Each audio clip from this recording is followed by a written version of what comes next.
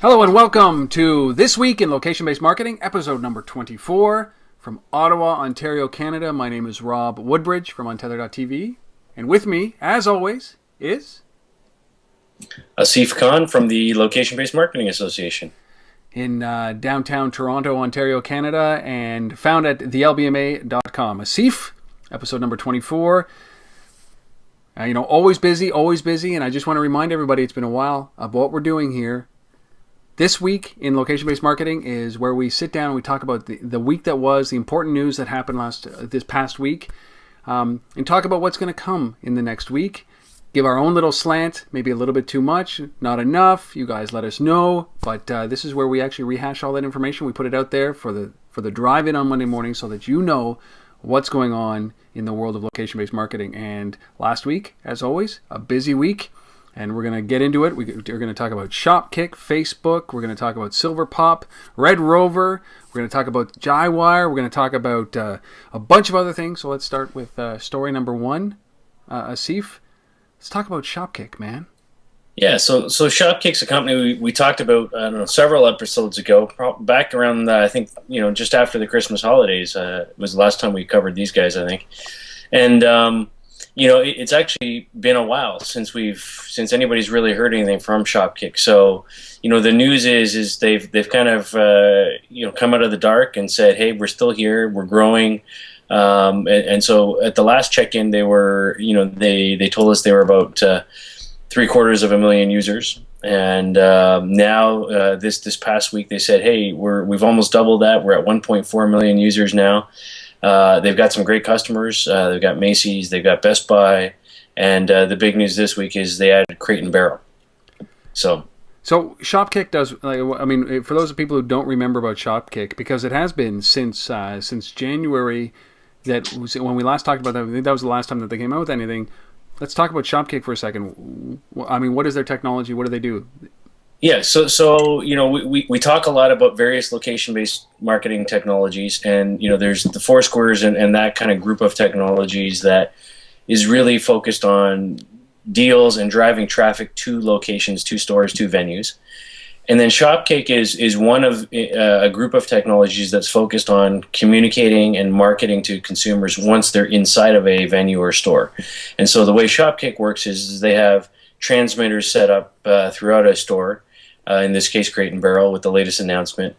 And then as you walk through that store with your mobile device, it basically is measuring the distance between those transmitters and the microphone on your mobile device via an ultrasound frequency that's being emitted, and using that distance as you're moving constantly and triangulating your position.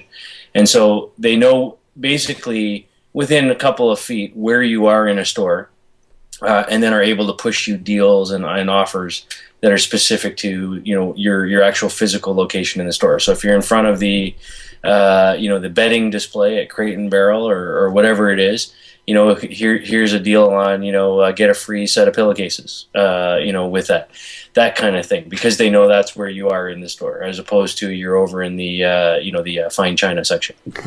Because it tailors it very much. So this is geofencing, obviously, at its best. And so Crate & Barrel is using these. They're using I guess they're doling out kick bucks. This was the whole deal with Shopkick. Yeah. So one of the things outside of them pushing you deals based on knowing your physical location in the store, Shopkick has let's call it a loyalty program. They use something called Kickbucks. So the more you basically check in on their platform, you earn a virtual currency called Kickbucks, and then you can use those Kickbucks to basically redeem them for rewards that they have in the system from various merchants, or you can actually make a donation to charity, which they also have in the system. So it's great, and Shopkick's one of those companies that raised a whole whack of cash. Before Flipboard, before Color did, but these guys raised about $20 million pre everything, didn't they? Right. Kind of launched late last summer, I guess, is when they launched. Yeah. I think that was a kind of a pre-Series A, 20 million bucks. It's pretty significant. I don't know. They called it a pre-launch money, so I don't know.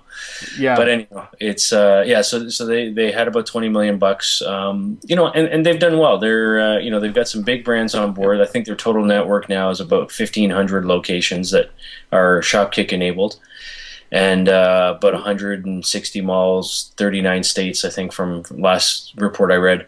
And so they're growing well. The other thing that they said in the recent announcement is they've now people have scanned 5 million products as well on the system. So yeah, they're talking 100 million check-ins, 5 million products, 1,500 retail locations, some of the biggest brands like Target, Best Buy, and Macy's, and now Crate and Barrel. Right. I mean, that's good on them. Love that. Love to hear that these guys are doing well. And I don't think it takes a lot of users and a lot of check-ins to make it valuable. No, and I think they actually have a revenue model too. So what? That's unfounded. We should stop the show right now. I know. We should have finished with this one. Oh, because it's just going to get worse from here. No, not at all. Anyhow, so that's great. Shopkick, Crate and Barrel, 1.4 million users.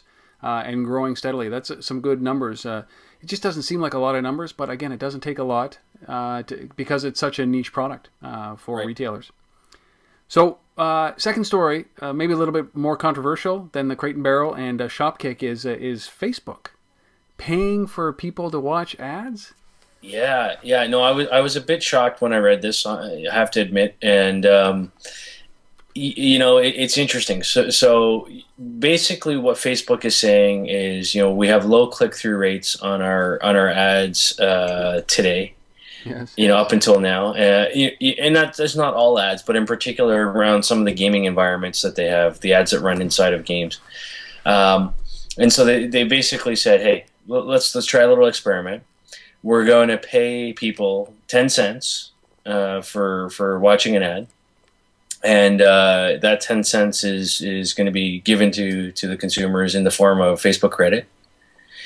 And the tieback, the interesting thing I liked about this, what I do like about it is that, we last week we talked about Facebook has announced, their daily deal program, Facebook Deals. And so you can basically, go through this system, watch ads, earn your, 10-cent Facebook credits and build them up and then redeem them in Facebook Deals. Hey. It's like they're building an economy or something. I don't know. Well, I think that Facebook credits could be the currency of the future because of the number of people that are using it. I'm going to have to go back and get another degree in economics, though. I think so. I mean, we're watching a nation evolve here, aren't we, in Facebook, and certainly an economy evolve. And unfortunately, what they're talking about is that the number of ads that they can watch and the number of ads you can watch in an hour and the 10 cents per ad, they're kind of equating it to $2 to $3 an hour. So it's like Facebook is bringing back slave wages. Ultimately, if you look at this really as an economy, it's they're certainly not paying market wages for people to watch the ads. There's a thought that perhaps that many people won't watch this, but I can see an entire farm. I'm going to hire a bunch of people, and all they're going to do is watch ads. And this is what's going to crop up at some point is some sweat factory somewhere in North America, and all they're doing is watching Facebook ads. Yeah, and but if that happens, I mean, then who is watching the ads? What are the demographics? It opens up a lot of issues, a lot of questions, right? So we'll see. I mean, it's an experiment. Facebook is known to experiment. So they're focusing on games, though, right? They're focusing on the game focused market? on games initially. These are ads that will run in games like whatever, CrowdStar and things like that. Yeah, Farmville, Mafia Wars. Yeah. I mean, if that's it, it's interesting because they also went from $1 million an ad in the iAds platform down to $500,000 an ad. Obviously, that's a big indication of the effect of the ads or how well the ads have been placed and viewed. Mm-hmm. So, I mean, this is good. I mean, experimentation is good. It is good. Kudos to them for trying something new. Let's see what happens. Well, big on that. So Facebook pays users to watch ads. Interesting. interesting times we live in here. It's like people being paid to download apps.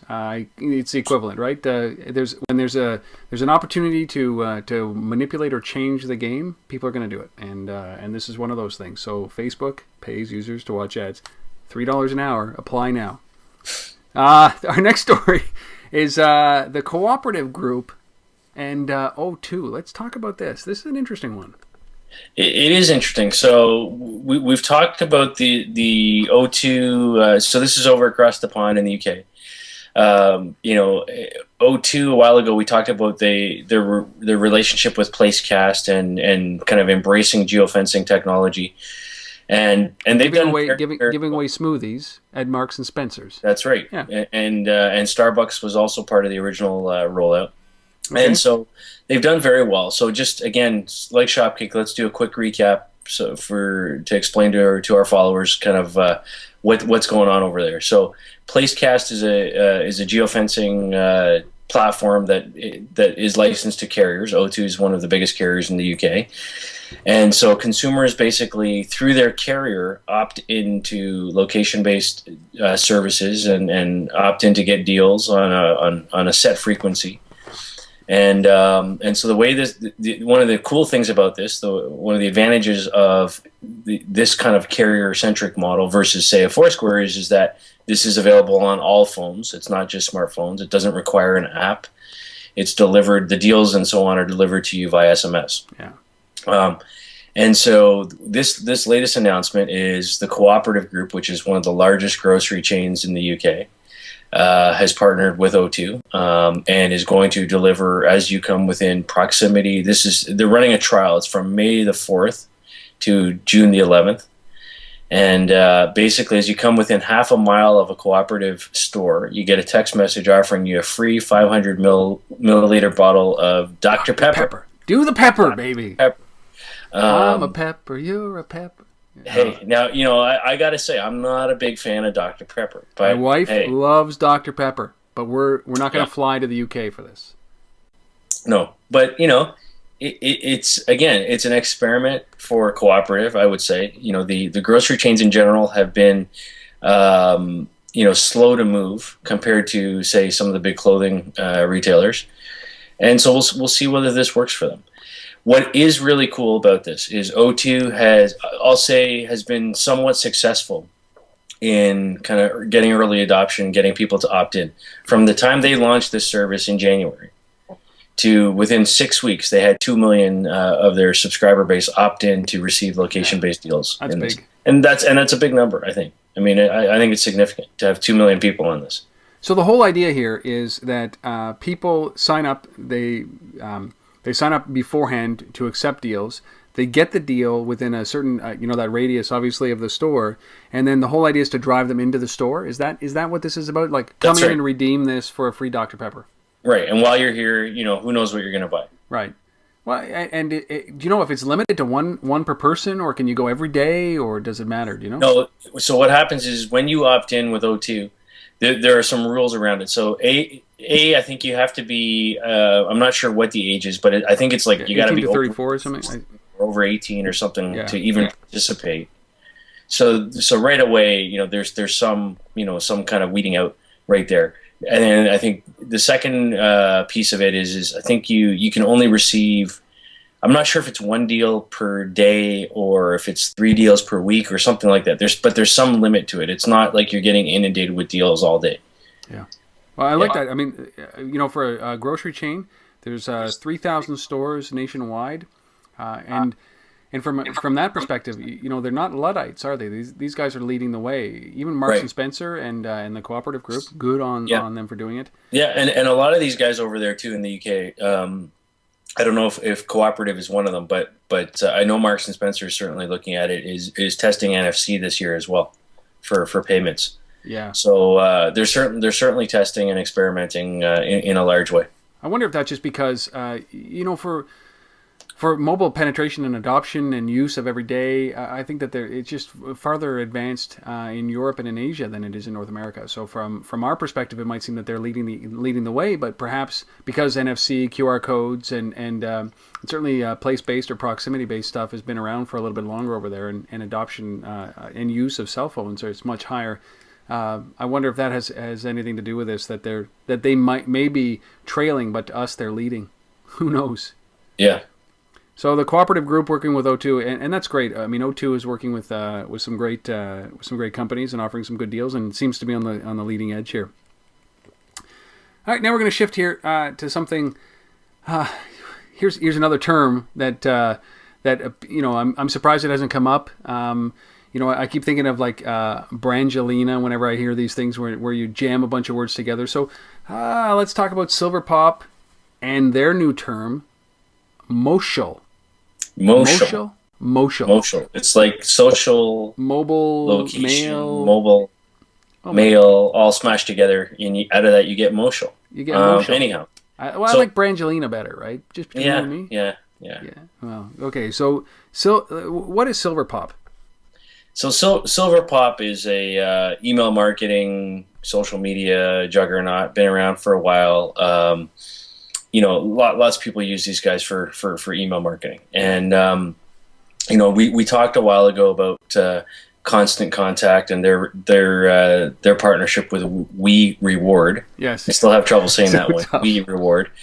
And I think here you're seeing Silverpop, kind of say, hey, we've got to start to add some functionality to our platform. Yeah. And kind of embrace social media, embrace location, and kind of, incorporate some of those features. So they what they added here is email offers, where you can opt in to email via SMS, via location-based marketing through Foursquare. So they've added something called a to-do button option. The interesting thing here is I think really what we're saying is, and it was just a matter of time. Effectively, as you check in on Foursquare, as you get an SMS message from a brand, what they're saying is since you're here, since you've already done that, do you want to opt into our email list, through this other vehicle other than through, just an email or a website? Yeah. Right? Well, what they've said is that they're the first in the industry to bridge the gap between email marketing and social networking with their Share to Social feature. I mean, I have a hard time believing. Yeah, everybody's first to market. Yeah, that's a bit of a stretch. Yeah, and I think that everybody's going to have this, this first of, or to me, I don't. Other than coining a phrase called Motional, I don't see the big deal here with what they're doing. No, it's not a big deal. I mean, to me, this is a no-brainer. We have to have this in our platform. Yeah. They're trying to make it into a big press release and coin some term called Motional. But effectively, what we're saying is we're an email marketing company. We've always been an email marketing company, and email marketing, whether we want to talk about it or not, is still very, very effective. Very effective. Very effective. And what they're saying is hey, we're going to extend the way in which we add names to those email marketing lists. By enabling people to do that through Twitter and through Foursquare and through Facebook and through all these other vehicles, these social media and location-based marketing tools. Let's have people opt into email from that. From SMS or whatever. Great. Out of that comes Motional. Yeah. Well, and okay, I like so what Silverpop is doing is interesting to enable people to get onto mailing lists. And I think that it's necessary. If you get that urge as you're walking down the street to actually join a mailing list, I think that's good. I need like right now I need to SMS this mailing list to join. But I kind of like what MailChimp is doing a little bit better, which is they're basically tracing your social graph and bringing that into MailChimp, so that if you're on my mailing list, it'll pull on all of your social interactions through Facebook, through LinkedIn, through Twitter, anything that it is allowed to, and it paints a picture of who you are, so I can better tailor my message to you. So I'm really a big fan of people who of companies that allow me to engage deeper with you as a subscriber to my mailing list. then really I think that the likelihood of somebody, having that immediate urge to get onto my mailing list through another means, I don't know. It's not something that I think that is. It might be necessary, and you have to offer that option. But yeah. Anyhow, Silver Pop, adding some motional. Adding some motional. There you go. Oh man. All right, our last big story of the day, if you can believe it, of the week, was Ace Marketing and Promotions working. Yes. Ace Marketing is an interesting company. Been around for a while. These guys have consistently, been out signing new customers and deals, and it's a good kind of follow-on story from the CETW conference we talked about last week and all the digital out-of-home stuff.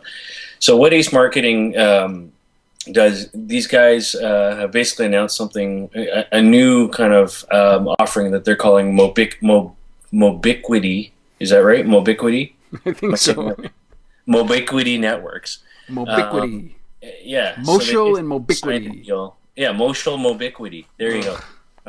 Anyhow, Mobiquity Networks, Ace Marketing. So they've signed a deal with one of the biggest shopping mall owners in the U.S. 50 malls. It's a 3-year agreement, I think. And they've partnered with I Corporation. So I Corporation has one of the largest digital screen networks in these shopping malls. And effectively what they're doing is they're delivering location-based deals and content synced up with mobile through digital screens in shopping malls. Okay?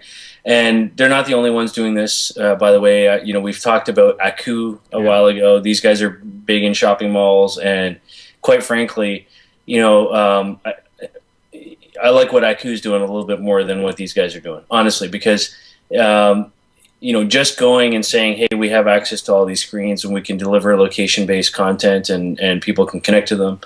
So what? What is the content? Where's the content coming from?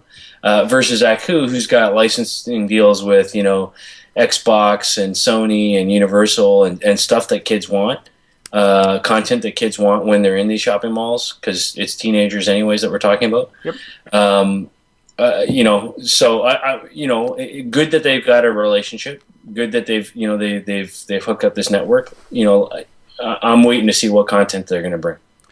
I always wonder about these, even Aku and what these guys are doing at Ace with Mobiquity. I wonder about this because I talked to Sam Fuhr, who is the principal and the co-founder, the founder of Fastmall, and this is an app-based ecosystem where it's like there's a mall, and we'll build an app which is a navigation app around that mall, so a location-aware app. So you download the Eaton Center app, and it's got all the stores, it's got the locations, it's a geofence, it knows where you are internally. Right. It can point you to everything that you need. You're there, you might as well participate in every store. It can drive traffic into stores. It can, what do you think about that? That difference between the kind of passive, the dwell areas like the escalators or the eating area where they got the screens, versus the active one, which is I got an app. I'm gonna leverage that app to get the best deals in the mall. Yeah, and they're so the Mobiquity thing, before I answer that question, is trying to address that. So they're basically saying, look, I's got the screens. Yeah. And we've got the Bluetooth, Wi-Fi network technology, and we're trying to tie those things up together. It just sounds complicated sometimes. It is complicated. Now, to your point, though, there are a lot of guys who are playing in the mall navigation space. Yeah. So there's Wayfair, there's, Point Inside, there's, in CTO over in France. There's a bunch of guys that are in that space. And Shopkick, to some extent, you could throw in that same category. Yeah. Although this is much larger scale in a shopping mall.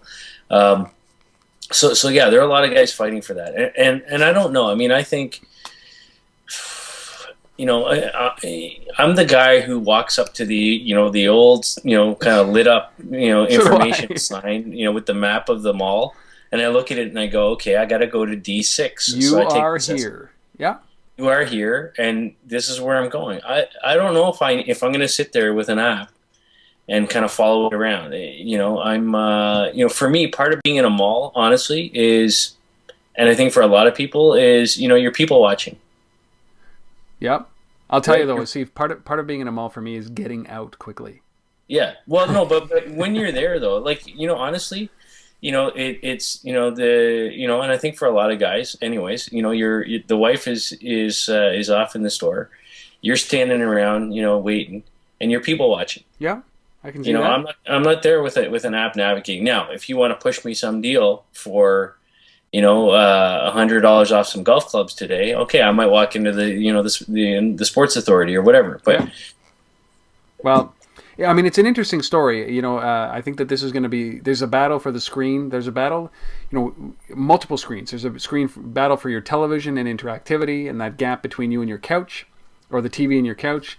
There's a gap. There's a battle at the gas stations for those screens that are when you're filling up. There's a battle in the malls for those times. It just seems like, every free moment where we can actually stop and think and reflect and talk about things. It's there's a battle for those screens, and I don't know who's going to win, but we're talking huge numbers because big screens, big traffic for Coup as well, and all of these guys. Yeah, no, and that's why I think screens to some extent, I think will win over apps in mall, shopping mall specific apps, and this goes back to my my kind of big belief that brand specific or store specific apps aren't a good investment.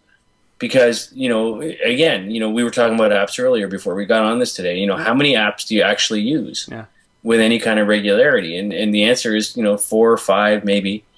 Am I really going to go and pull up an app just for my local shopping mall? No. Versus, I'm on Groupon, I'm on Foursquare, I'm on Facebook Places. That's going to push me 3 deals for stores that are already in that mall. Yep. Am I going to then go pull up another app just for that mall? Probably not. I don't know. Not likely. I don't know either. I mean, the battle for the front page of your screen on your device is getting harder and harder and harder. And you're right. I mean, I was struggling to tell you what apps I use on my iPad because I only use 3. Yeah. With any regularity, but they're the greatest 3 apps that I use. Right.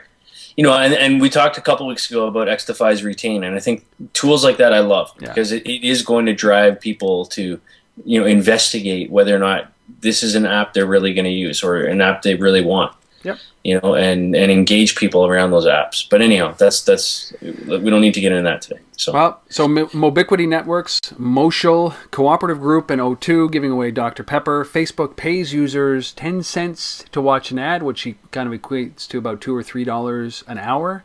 And Shopkick hits 1.4 million users and signs on Crate and Barrel with a number of, obviously, to join a number of other huge brands that they've already got. And that's a summary of the week that was. Now let's talk about the funding meter that happened. Lots of stuff happened this past week. I think shouldn't we start with the biggest deal? Yeah, let's start with the biggest deal. All right. So the biggest deal is our good friends over at Jywire are at it again. They raised another $20 million in new financing, led by Trident and Comcast Interactive. And I think TechCrunch broke this story, and I think this is a big story because Jywire they've been doing a bunch of acquisitions. They've been doing a lot of really interesting product integration stuff. We talked about them with Tabbed Out over at South by Southwest this year. Yep. The Nearby Now acquisition. Yep. Lots of cool stuff going on with these guys, and I think 20 million more in the bank. This is if I had the 20 million, I'd give it to them. This is the big play money, right? Like this is like so this is them saying we want to dominate, we want to own this market. Yeah, and this is a company I would certainly be betting in favor of. Yeah, being successful. So they're doing some acquisitions. Any idea what that money's going to is? This is probably for growth, marketing. And I think they're going to build the team out a little bit more, and there's probably I wouldn't be surprised to see another acquisition or 2. Okay, well, yeah, Jywire raising $20 million. It's funny we talk about Shopkick raising pre anything $20 million, and it just seems like these deals are getting bigger and bigger and bigger, and I think people are placing their bets now and. So Jywire is now on the hunt, I would say, for additional companies to buy. So here, a little bit more of that consolidation. Yep. Go Jywire, go Jywire. So, Yeah. So, and then one of the other stores, a smaller store, and I couldn't find the dollar figures, but a little company called Buy With Me, which is a one of the smaller daily deal sites. yep. You know, kind of in the tier two, but you know, down from Groupon and Living Social, and those guys acquired a Chicago-based one called Deal a Day Online. Man, there's so many of these things out there, but these guys have a history of doing this. Buy With Me, that is. So they bought several daily deal sites to basically get into different markets. Yeah. So they previously bought Local Twist to get into the Seattle, San Diego market. Now Deal a Day Online to get into Chicago, and so on. So, you know, again, we're going to see some consolidation. We're going to see some roll-ups happen. These guys are trying to grab some of the smaller players and say, hey, we're in every market. We're like Groupon.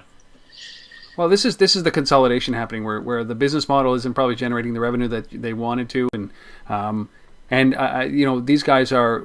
I think that if you look at it, what was that? It was Daily Deals or Deal a Day Online. Deal a Day Online. Yeah. Yeah, I mean, they're a feature of somebody else's product ultimately, right? And you can't build a business out of a feature. You have to build your business out of a product, and right. So, anyways, yeah, you know, good for them, and you know, like I expect they'll continue to kind of go down that path and keep buying. So, the other funding announcement or acquisition actually is a company called Mood Media acquired a company called Muzak for $345 million. And Muzak is one of those companies that does the background music and video entertainment in elevators and gyms and places like that.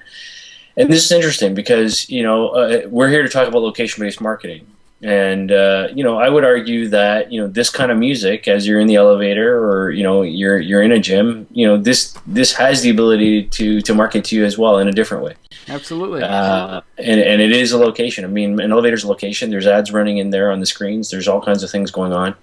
And so this is an interesting deal. You know, I'll tell you that I mean, it's famous for driving the girl from Ipanema into my brain consistently when you get into an elevator, and that's what you hear. But you know, it struck me that this was a long time ago, but it struck me how important this is, and from a location-aware standpoint and from a marketing standpoint, Muzak and ambient noise. I was in Jakarta, in Indonesia, right, and I was walking through a mall, and I heard in the mall a Bryan Adams tune. Okay. And it struck me. Said this was in the early to mid '90s, and I thought, wow. So this is how you can bring marketing. You can market an artist in another country, and then later on in Singapore, same thing. It was in a mall, just kind of mall hopping in Asia. You know, that's what I do. Did you have a navigation app? Or? Yeah. This is before all of that. I had a good old, you know, Southeast Asia on a shoestring guide, and it was totally wrong the whole time, but I heard an Alanis Morissette song, and I thought, right, oh, okay, I get this. Is it, you know, these are Canadian music, and I kept on looking for people like, hey, that's a Canadian up there.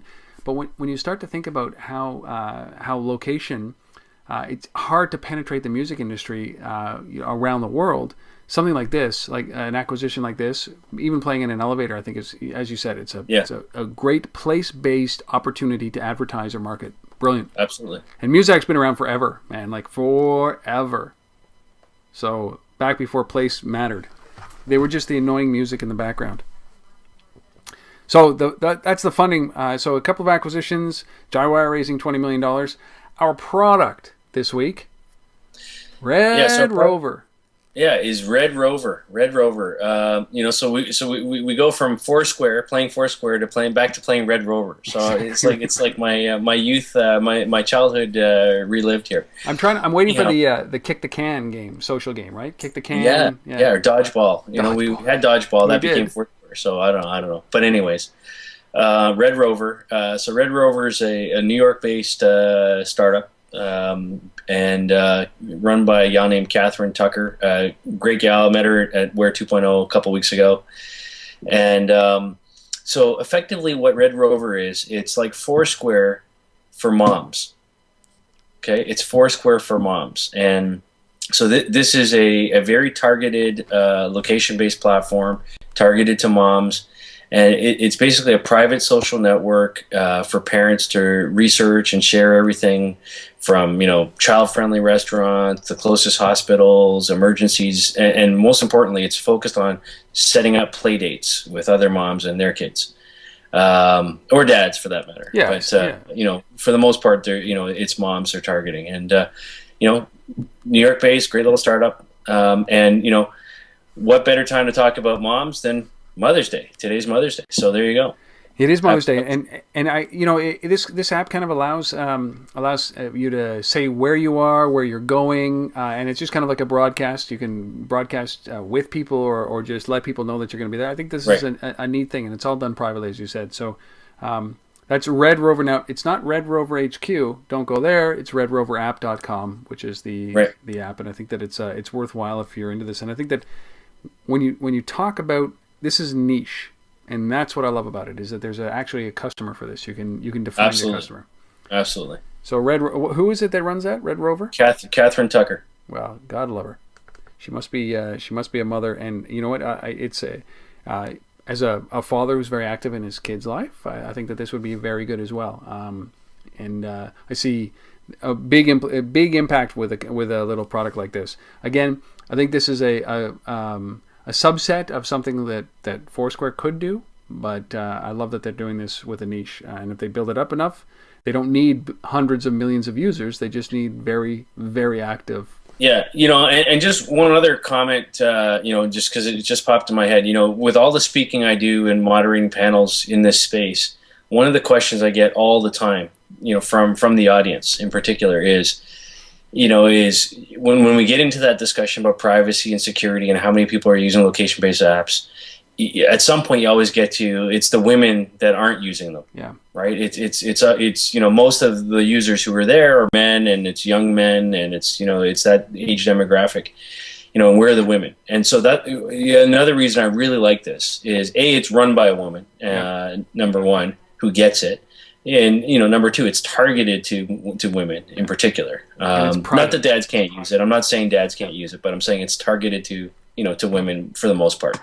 And so this is one way we're going to get women using location-based services. Yeah, and most women are very concerned, as they should be. I think everybody should be. You should take a pause before you check in anywhere, particularly your home, even if you are a man. It doesn't matter.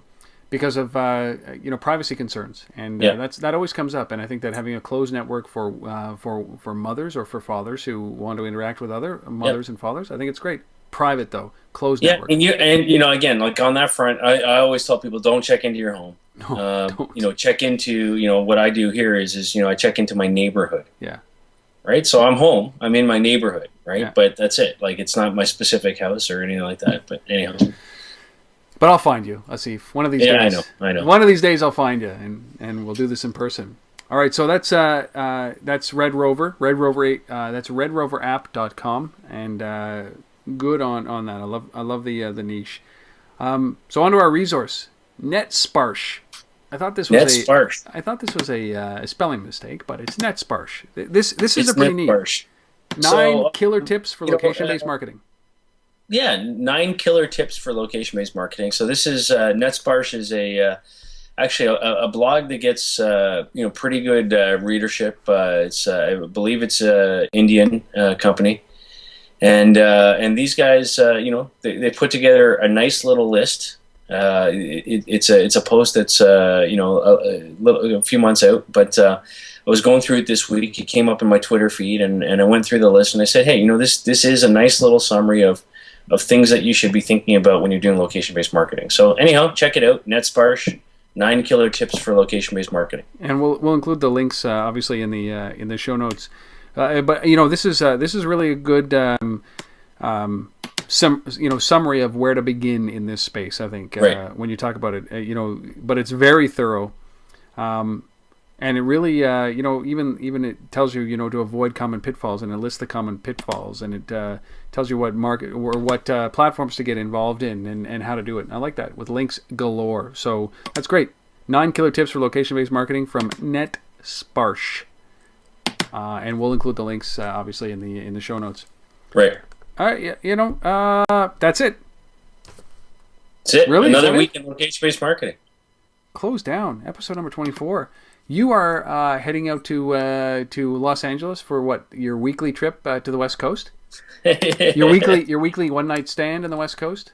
It's seeming that way, yeah. So I'm actually out there on Tuesday for something called the Digital Fan Marketing Summit. So this is, all the folks on the West Coast who are in sports marketing, NBA, NHL, soccer, everything. So everybody's coming out there, and we're going to talk about, broader than just location. We're going to talk about various sports marketing techniques, but I'm obviously there to talk about how to use location in that world. In sports, I love that. Should be fun. And is that like arena-based stuff, or is it? Are you looking a little deeper than that? No. This is much wider than that. Yeah. Okay. And of course, if you happen to be in New York City this week, on May 12th, which is Thursday, right, there's an event obviously for in location. The GeoWeb Summit. Yeah, the GeoWeb Summit, and it's this Thursday. It's kind of an evening event starting at 3:00 and goes till about 10. And it's in Brooklyn, and it's the Geo World Summit. It's in Brooklyn at a place called the Drumbo Loft. If you just go to the LBMA site under events, it's all listed there, and you can get all the information there. Yeah, and I'd also like to draw attention to mobilemarketer.com, who is doing an event on the same day. It's in the morning, which is even better. Just go to mobilemarketer.com and look under the events section. There's an event that they're actually doing. It's M-Commerce Summit, and it's great lineup with eBay, Target, HSN, Sunkist, a bunch of those guys, including Gary Schwartz, who's a well-known speaker about e-com and e-market. Not e-commerce, but mobile commerce, and I think that plays a lot with what we've been talking about. So it's on the same day, busy day in New York. And you're in LA, which is a typical week, I think, for this. And then you're also speaking on the 12th, aren't you, around Collingwood?